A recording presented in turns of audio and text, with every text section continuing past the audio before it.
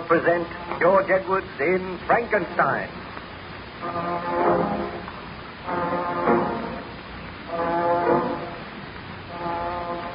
The good ship Voyager was held fast in the northern ice pack. The captain and crew were astonished when a stranger came staggering across the ice and asked for shelter. This stranger was Baron Victor Frankenstein. He was placed in the captain's cabin, and then he commenced to tell his story. Shortly afterwards, however, a ghastly laugh was heard outside the cabin door. Frankenstein weakly attempted to get out of bed, but the captain pushed him back and called to the first officer to come to his aid.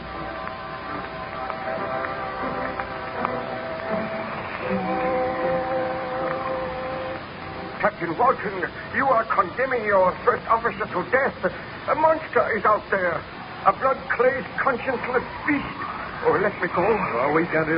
You can do nothing, Baron Frankenstein. Captain, what happened? Did you bring a pistol? Yes, from the factory. I take out from anywhere. Is there anyone out there now? No one, sir. Very well. I shall unlock the door. Now, come in. What did you see? Tell us what happened. I heard the captain calling, and I dashed down the companionway. Then, out of the darkness, a huge figure seemed to leap at me. I was knocked aside. When I arose, there was no sign of anyone. I dashed up on deck again. There was no one there. The man on watch reports that he saw nothing. The monster was here. You are lucky to be alive. I believe your story now, Baron Frankenstein. I created that monster, and I must live until I kill him. That is my sole task on this earth. What I created, so I will destroy. What does he mean, sir? It is a strange story, Mr. Boyce. The Baron Frankenstein is too exhausted to talk anymore tonight. Pray remain in the bunk bed. I must try to get to sleep. I must recover my strength. I must have strength enough to kill the monster. You shall have every care and attention here. I will place a man on guard outside your door.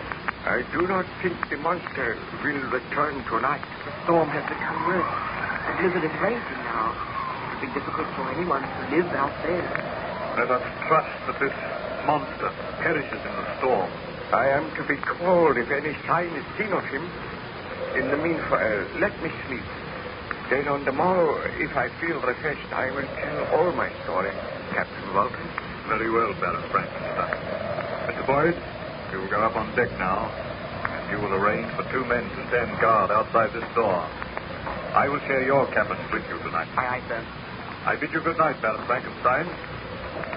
We will meet on the morrow.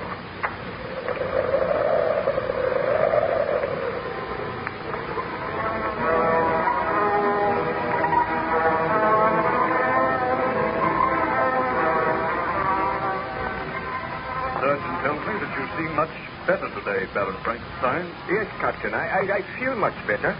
Was there any sign of the monster during the night? Nothing was seen. Please be seated. I know that you are interested in my story and you are puzzled by these strange happenings. I am extremely puzzled. Well, I told you that after I left the university, my father built a laboratory near our house. Each day I used to spend hours in this laboratory working with my servant Julio. Day after day, I read and studied so that my great experiment would be a success. Sometimes by night, Julio and I would visit graveyards to exhume freshly buried bodies. I was going to make a man, and the creature of my making was to be beautiful. I slaved and labored, neglecting my family and my friends, neglecting my fiancée, Elizabeth. It so happened that at that time my greatest friend, Ernst Clerval, came to stay at our home. He had been at the university with me, and he had a vague inkling as to the nature of my experiment. However, I had become sullen and morose. I shunned my friend, and as my experiment neared completion, well, I became possessed by a strange, tense excitement. Imagine me in my laboratory late one afternoon, Captain Walton. I glanced out of the window and saw that the sky was dark and overcast. My servant Julio stood by my side. Now and again, he would glance over at the great bench on which lay a huge, inanimate figure swathed around with yards of bandages. I walked over to where the figure lay. Julio followed me. Julio, I have news for you. I think that tonight we'll see the end of our work. Do you mean that the figure will come to life tonight, my master? I hope so. If the threatened thunderstorm takes place, there will be sufficient electricity to bring light to this inanimate mass. Look at it, Julio. At present, it is a lifeless mass shaped in the form of a man. For months, we have worked over it. Tonight, if the storm breaks, we shall raise this figure to the top of the tower in the laboratory, and there it will stay for 1 hour while the thunder crashes and the lightning flashes. Then we shall lower the body onto this bench once again. The wrappings will be taken off, and who knows? I may have created a man. Think of it, Julio. My work will be rewarded. I am afraid, master. We should not do this. Fool, why are you afraid? I am about to make a name for myself.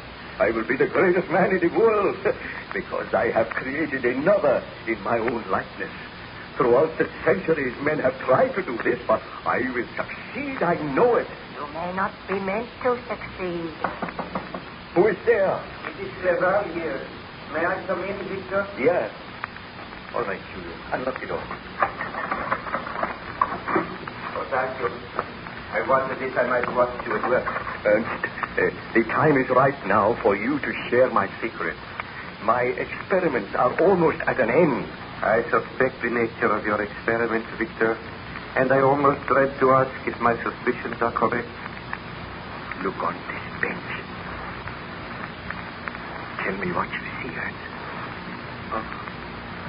A huge, inanimate figure swathed around with bandages. My creation. Tonight, this figure shall have life. Victor, you must not do it. Man is not meant to do that. Boy, you are like Julio. He is also afraid. I want to speak with you privately. Bid Julio be gone. You may go, Julio, but be here tonight at 7 o'clock. We shall wait for the storm to break. The clouds are banking up now. I will obey you, my master. Victor, your life is bound up in this strange experiment, which I do not think for one moment will succeed. But might I point out that you are in love with a very beautiful and charming girl. You are neglecting her, and she feels this neglect keenly. Clerval, my friend, I know that I have been neglecting Elizabeth, but she will be proud of me, proud to marry me. I will be hailed as the greatest scientist the world has ever known. I beg of you to desist in this experiment. Do not try to bring life to this body tonight. Destroy what you have already done. Then marry Elizabeth and go away somewhere for a long holiday. You do not look well, my friend. Oh, I have been working too hard. But you ask too much of me, Ernst. I cannot give up my life's work. Do you love your work more than you do Elizabeth? I love Elizabeth very dearly, but I must do something with my life. I have always wanted to be a great scientist.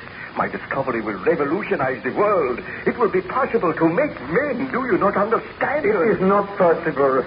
Experiments like this are not meant to succeed. You are usurping the right of God. Ernst, you are my best friend.